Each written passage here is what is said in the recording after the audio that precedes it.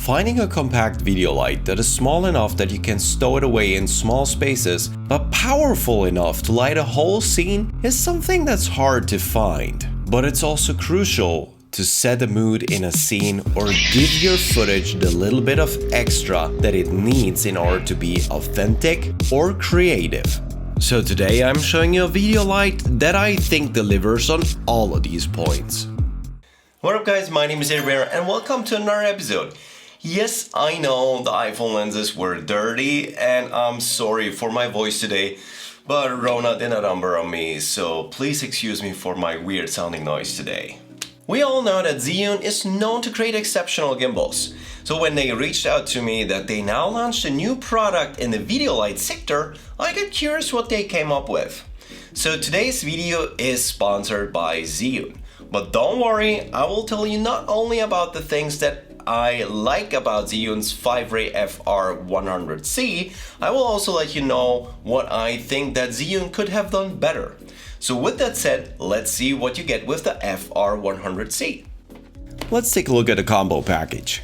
It does not only include the FR100C, but also a power supply. Even though the 5-ray light has a built-in battery, you will need the power supply if you're planning on a more stationary shoot. The included cables are also long enough that you should be able to hide the power brick out of sight.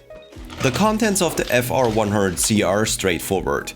It contains the main light, a fabric pouch to store and transport the light in, and also USB-A to USB-C cable. I also have to admit, holding the light kinda makes it feel like it's a lightsaber. If you ever did hold the lightsaber, this is pretty much how it feels, and if you turn it on, it also looks like one. Considering the fact that this is a 100-watt light, it not only needs lots of ventilation, but it's also lightweight. There are way heavier lights that are stationary. After a short boot up sequence, the light automatically engages in the previously used CCT mode.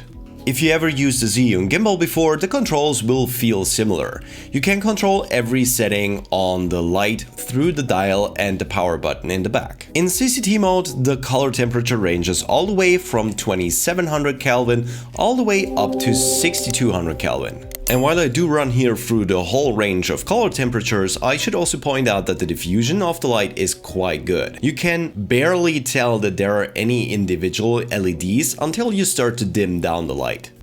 Regarding the 100 watts power output I mentioned before, there is a caveat. Once you push the top part of the dial, it will engage in max power output, but this will change the color temperature to 4000 Kelvin. So essentially the light needs the power from the white and also the yellow LEDs in order to achieve the 100 watts of output. However, the FR100C does not only offer you a CCT mode, it comes also with an HSI mode. So by pushing the control wheel downwards, you can engage in HSI mode, which means hue, saturation, and intensity. With the help of the dial, you can now adjust the hue along a 360-degree spectrum. This is not an unusual way to control any kind of hue setting on a lamp, but I would have wished for a different or quicker way to adjust the settings, or at least something that speeds up the selection process while twisting the knob, which easily could be done with a firmware update. However, if you twist the control wheel long enough, the possibility that you accidentally trigger one of the other modes is quite high cause it's rather wobbly. So I would wish that Zhiyun would improve on the stability and precision of the control wheel. Oh, and I should point out that the USB-C connector can be used to charge the FR100C and also to update its firmware. And on the bottom it comes with a 3/4 inch thread to mount it to something. Now you know the basics, so let me show you a few practical ways how you can use the Zhiyun FR100C. To demonstrate to you what it means to have a 100-watt light in this size at your disposal, I turned off my main light over the desk. The moment I turn it on and bring it closer to the table, you can tell that the light is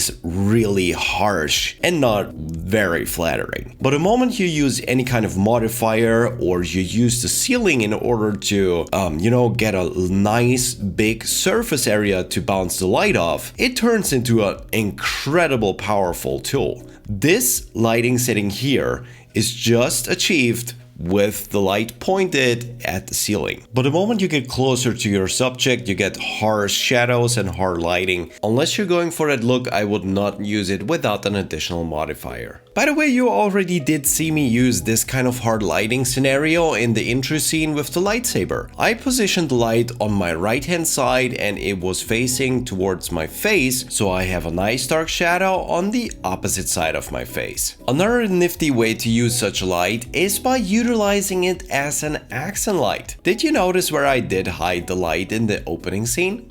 Exactly.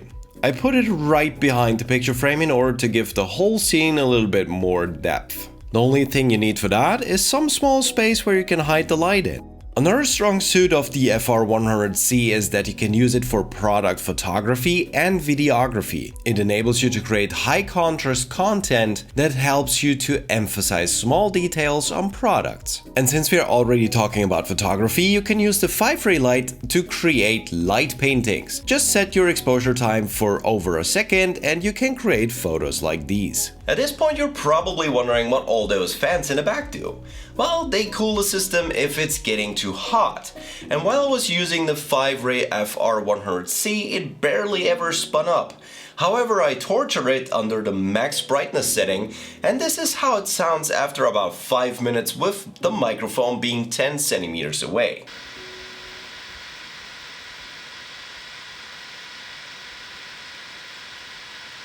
So if you're getting super close to it or you have something that's audio sensitive, it could get too loud. But considering that this is a 10 centimeters distance, it's really absolutely fine. I've seen video lights that are way louder than this one here.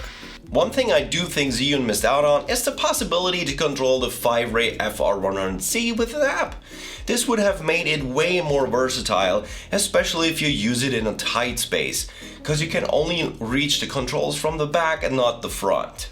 Overall, I would say Zhiyun made a great entrance into the world of video lights, and considering that they delivered such a unique product, I would have expected somewhat of a more rocky start. But honestly, most of my complaints are nitpicking at this point. If they upgrade the precision of the controls to match the otherwise super high build quality of the FR100C, then it's a really amazing product that will definitely accompany me on shoots. So if you enjoyed today's video, you should check out my previous ones where my voice was not as messed up as it is right now.